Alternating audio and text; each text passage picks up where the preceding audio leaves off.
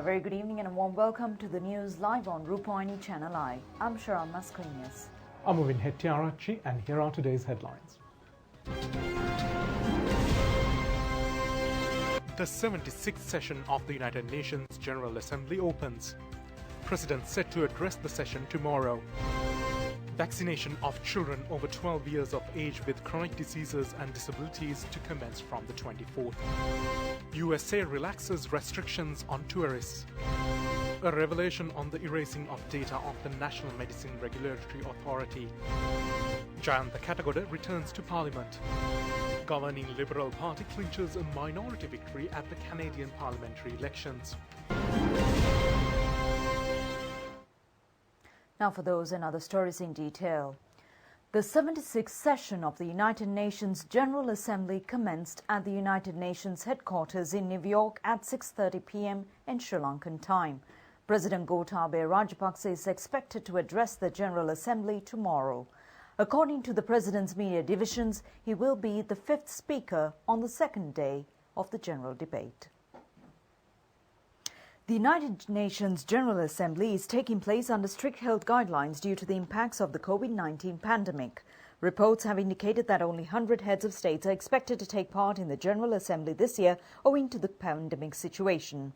More than 60 heads of states are expected to address the session through online video technology. Commencing the 76th session, President of the United Nations General Assembly, Abdullah Shahid, opened the general debate. Brazil is always the first member state to speak in the general debate since the 10th session of the General Assembly, regardless of the level of representation. According to President of Brazil, Jair Bolsonaro addressed the Assembly today. The United States of America, as the host country, is the second member of state to speak at the President Joe Biden also delivered the second speech of the Assembly. This is the first time he addressed the UN General Assembly as the President of the United States. As per the agenda of the general debate, President Rajapaksa is expected to address the Assembly at 7:45 p.m. tomorrow. Following his speech at the General Assembly, the President is expected to address the Food Systems Summit on the 23rd and the high-level dialogue on energy on the 24th. He is also expected to hold bilateral discussions with several heads of state during the session. Meanwhile, a meeting between President Gotabaya Rajapaksa and the Prime Minister of Kuwait, Sheikh Sabah Al Hamad Al Sabah, was held in Manhattan, New York recently. The President drew the attention of Kuwaiti Prime Minister to the investment opportunities available to Kuwait in the Colombo port city in solar and wind energy and oil refining sectors. Recalling the close and friendly diplomatic relations between the two countries spanning for 50 years, the two leaders noted that these relations should be further strengthened. The President pointed out that a large number of Sri Lankans are employed in Kuwait and made a request for more employment opportunities for skilled workers. The President explained the COVID-19 pandemic control measures and the vaccination program being carried out in the country and pointed out the possibility of strengthening bilateral relations with the end of the pandemic and the opening up of the world. The two heads of state also discussed the areas of food security, education, information technology and cyber security. Foreign Minister Professor G.L. Peiris, Principal Advisor to the President Lalit Weeratunga, and Foreign Secretary Admiral Professor Jayanath Columbage was also present. Foreign Minister Professor G.L. Peiris met his Australian counterpart Marise Payne in New York and discussed avenues for enhanced cooperation on a wide spectrum of areas. Foreign Minister Payne conveyed warm greetings of the Australian Prime Minister Scott Morrison to his Sri Lankan counterpart during the meeting. Australian Foreign Minister said that the Prime Minister of Australia is personally interested in the preparations for the upcoming celebrations to mark the 75th anniversary of the establishment of diplomatic relations between the two countries. Minister Peiris referred to the experience of Australia in vocational education and expressed that Sri Lanka is interested in gaining assistance in this area. Minister Peiris praised Minister Payne that much headway has been made in the economic development of the northern and eastern provinces of the country as well as reconciliation.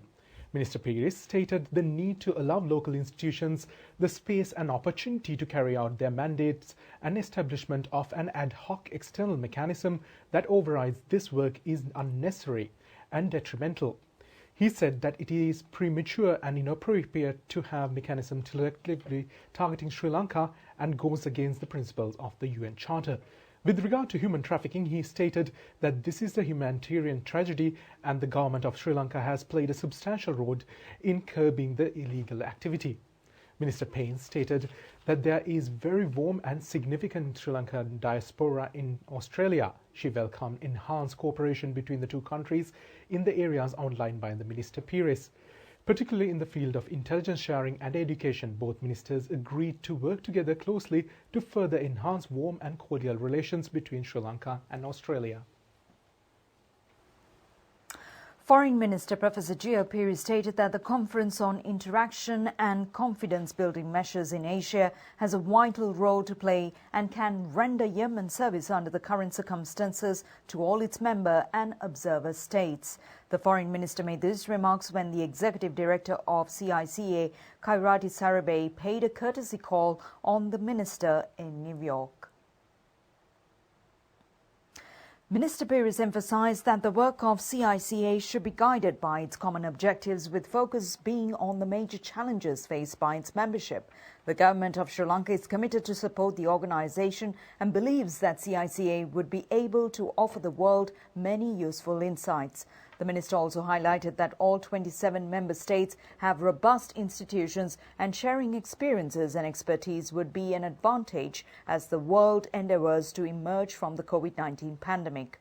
On the environmental front, he acknowledged that economic development at a cost of environment is not sustainable and outlined the steps taken by President Gotabaya Rajapaksa to promote a green economy with a shift from chemical-based fertilizers to organic ones. Executive Director Sarabay briefed the Minister on the activities of CICA and outlined its plans to establish a council of eminent persons and the arrangements being made for the ministerial meeting in October 2021. He believed this would lead to greater dialogue and cooperation, resulting in enhanced development and security in the region. He appreciated the leading role played by Sri Lanka in offering expertise, particularly in the tourism sector, at senior officials meetings, interactive sessions and other activities organised by CICA. State Minister Professor Channa Jayasumana says that the vaccination of children over the ages of 12 years with chronic diseases and various disabilities will commence at the Lady Ridgeway Hospital for children from the 24th. The program is expected to cover Western Province from the 24th and the entire nation from the October 4th.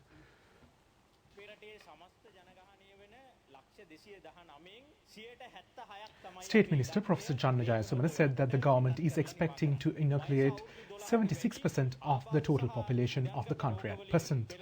He said the vaccination of children over 12 years of age with chronic diseases and various disabilities will commence at the Lady Ridgeway Hospital for the children from the 24th. He said the vaccination drive will be extended to cover Western Province from the 24th and the entire nation from October 4th. The State Minister added that Pfizer vaccine will be utilized for this effort. He added that they endured the most challenging couple of days during the past 2 weeks or more. He said that the country is gradually returning to normal in positive way.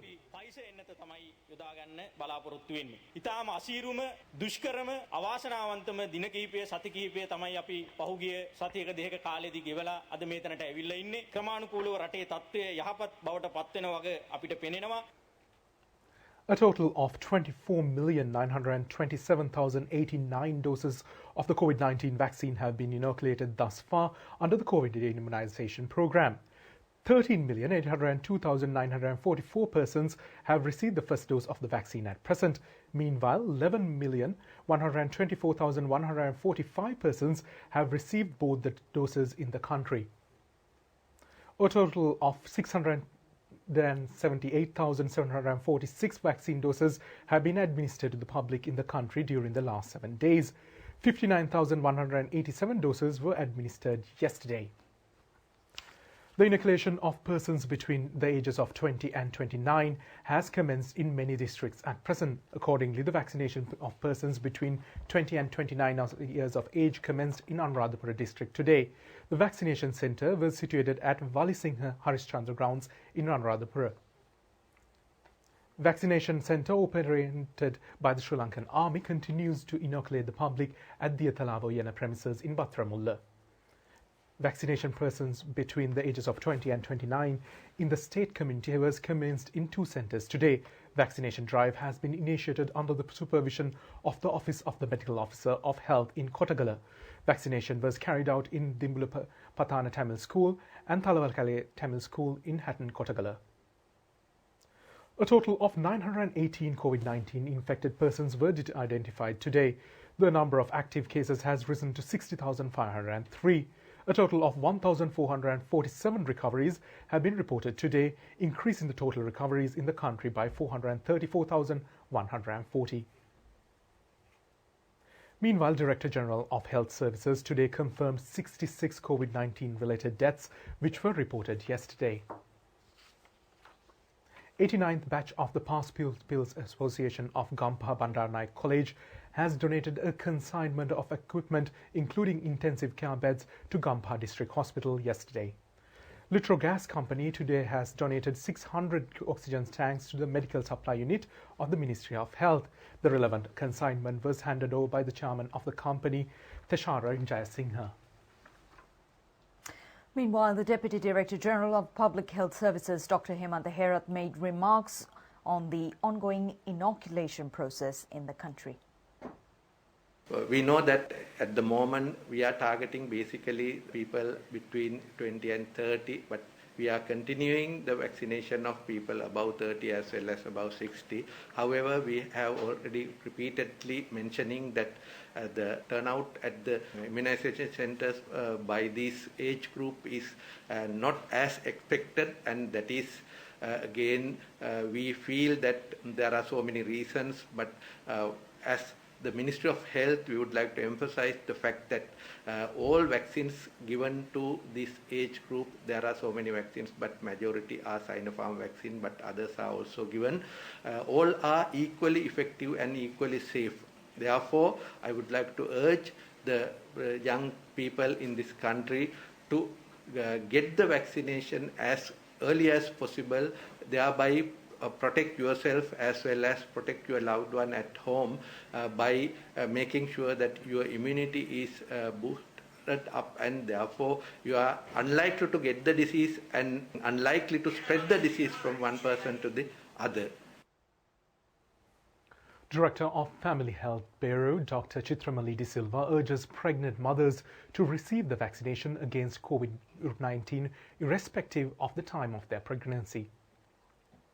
Number of pregnant mothers registered. During a year, we get about nearly 300 pregnant mothers get registered under our care. So of that, at a given time, there are about 200 pregnant mothers, because some are not yet pregnant and some have already delivered. So therefore, there are about 200 mothers currently under care. So out of that, according to our data, nearly 90% of the mothers have got the vaccination up to now.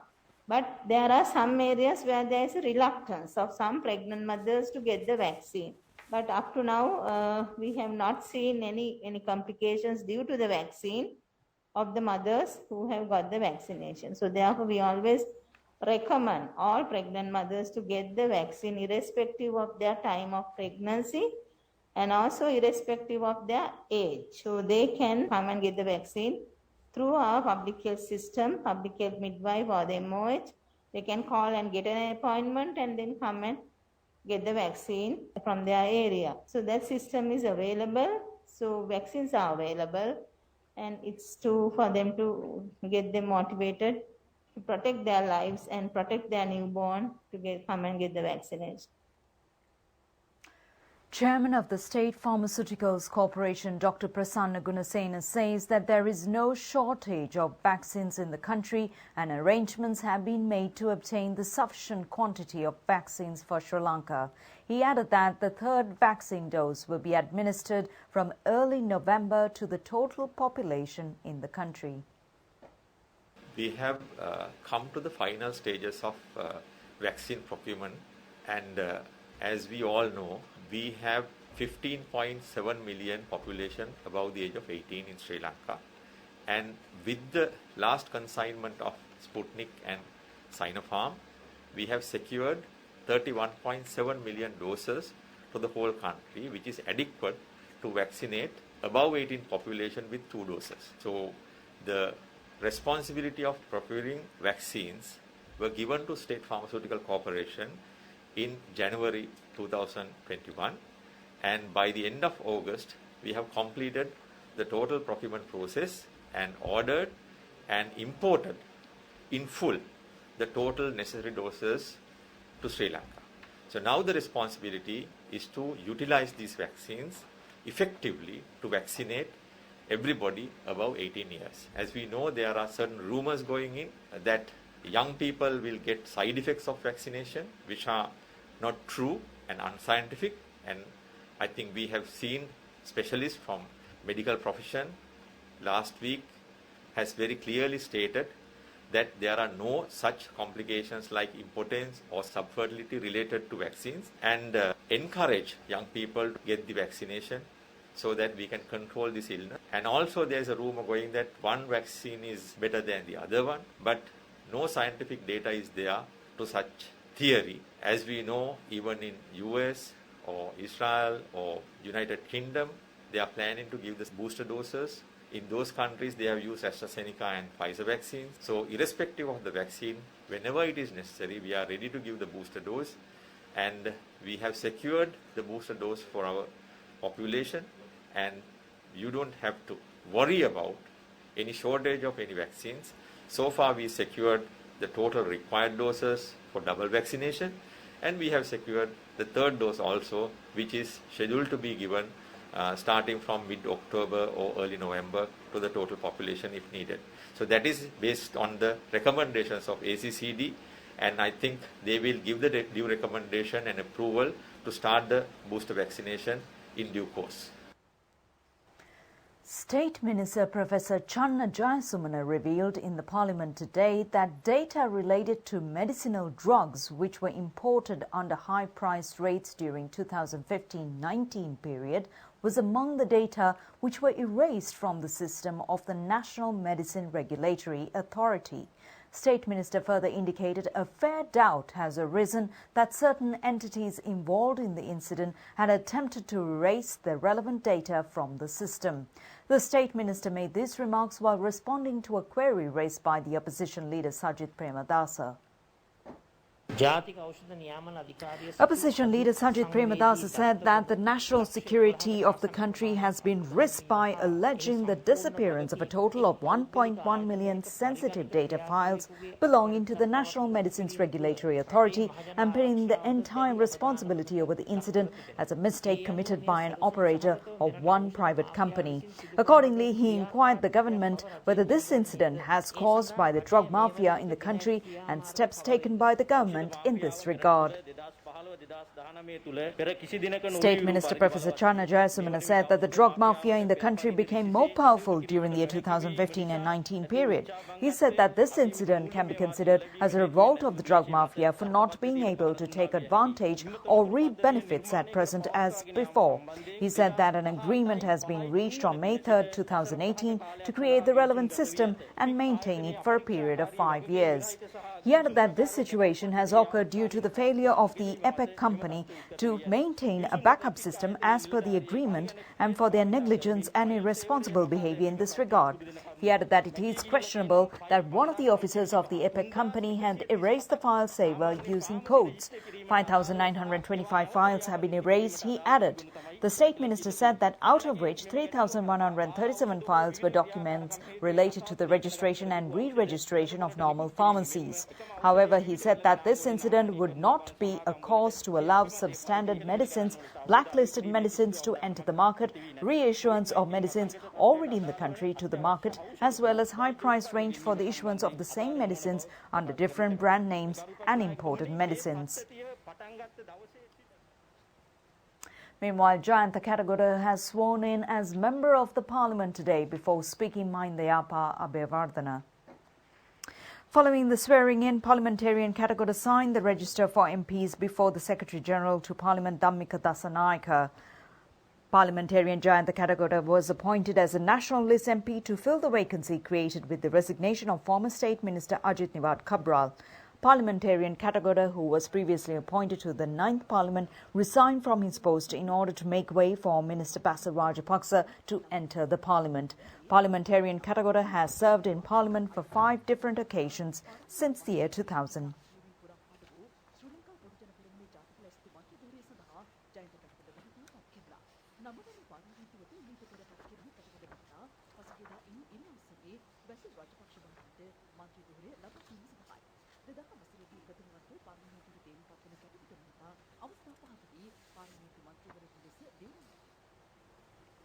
Minister Mahindananda Alutgamge says that a mafia exists over the importation of chemical fertilizer. He made these remarks while delivering a statement to the media.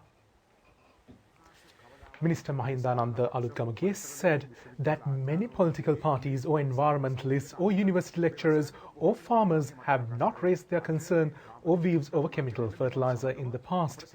He said the government was compelled to import a certain percentage of organic fertilizer to be imported into the country following the launching of the Organic for Agriculture. He said that a conspiracy is underway to import chemical fertilizer back into the country by halting the importation of organic fertilizer. He said that as the government, they will not allow any substandard organic fertilizer to be imported into the country. Meanwhile, the final procession of the annual Perahara of the Kandy Alawatgoda Sri Sumana Saman Devalaya was held yesterday. This year's procession was organized without the participation of the public.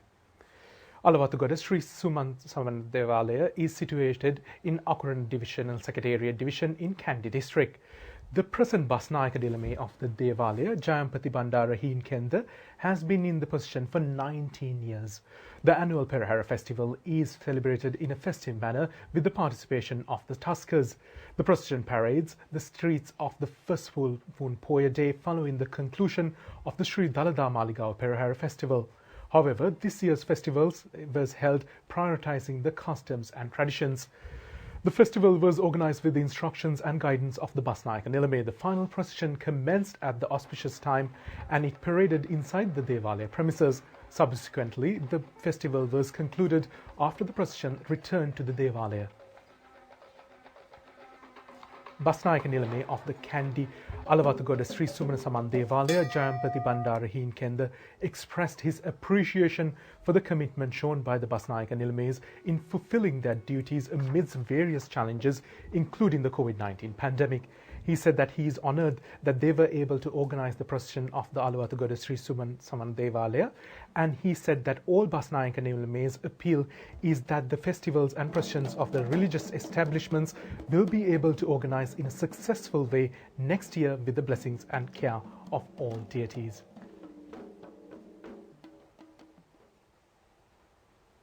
The newest branch of the Q-Shop network was opened at the Colombo Fort railway station today. The opening ceremony was held with the participation of Minister Bandula Gunavartana.